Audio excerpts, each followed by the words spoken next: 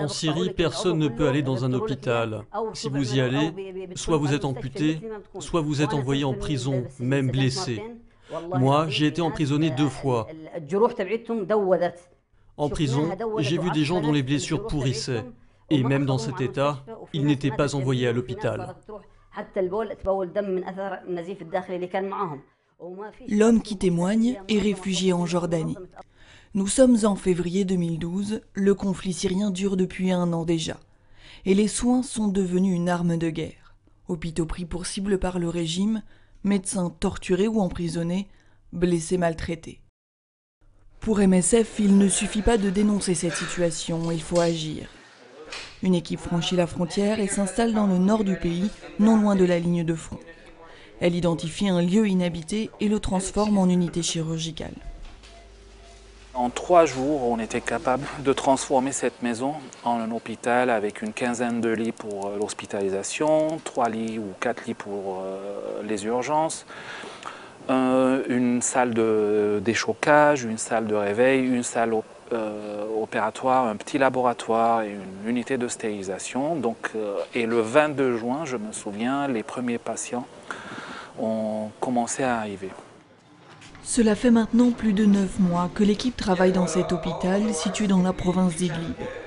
Depuis, l'ONG a ouvert 2 autres hôpitaux. L'aide est malgré tout bien insuffisante pour une population éprouvée par un conflit devenu extrêmement violent.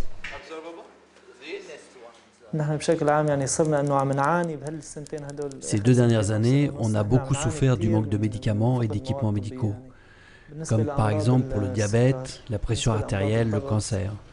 Même les crises cardiaques sont plus nombreuses.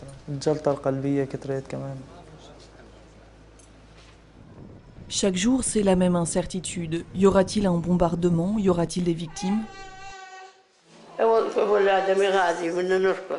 Si on a besoin d'aller chercher quelque chose, il faut courir.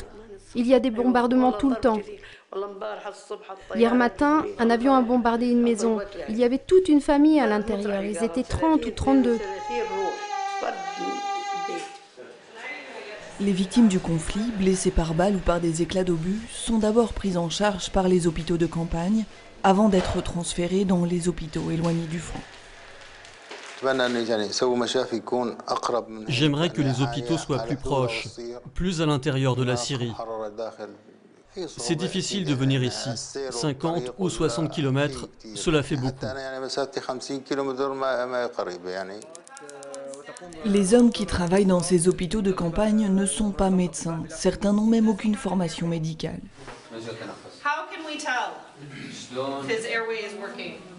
Ici, ils se sont installés dans le sous-sol d'un bâtiment à proximité des combats et apportent les premiers soins aux blessés. Dans les prochains jours, j'espère pouvoir me rendre dans l'un des hôpitaux de campagne que j'ai déjà visités. J'ai commencé à former les Syriens, qui ne sont pas des médecins, à leur apprendre à stabiliser un blessé, à panser une brûlure, à garder les plaies propres, à faire un pansement quand il ne s'agit pas de brûlure.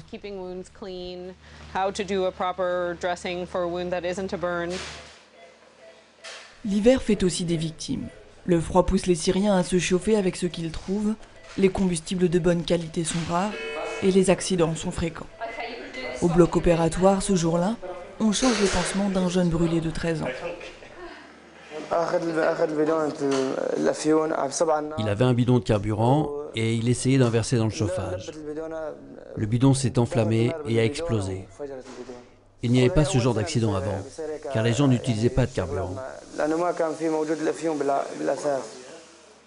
Ceux qui le peuvent quittent la Syrie. Chaque jour, de nouvelles personnes franchissent les frontières de l'un des pays frontaliers, Turquie, Jordanie, Liban et Irak. Le camp de Doumiz en Irak était prévu pour accueillir 1000 familles. 50 000 personnes vivent ici aujourd'hui.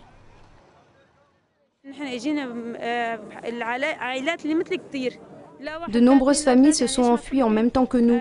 Cela faisait beaucoup de personnes qui partaient, peut-être 200 familles, peut-être plus. Nous avons dû marcher, tous, les vieux, les jeunes, les enfants. Mon petit garçon a dû marcher aussi. La route était longue et difficile car il a fallu passer la montagne. Mais grâce à Dieu, nous sommes arrivés. Au total, d'après les Nations Unies, Près d'1 million de Syriens sont réfugiés. Ils vivent dans des conditions précaires, sans savoir quand ils pourront rentrer chez eux. Ceux qui n'ont pas quitté leur pays vivent avec la même peur du lendemain. Tous ont besoin d'assistance et de soins médicaux. Ces gens sont dans le besoin. Ils meurent parce qu'il manque de médicaments simples, parce que personne ne pratique d'intervention chirurgicale. Ils meurent de maladies chroniques. Ils vont mourir d'épidémies. Ils meurent sans qu'il n'y ait de vraies raisons. Pour rien.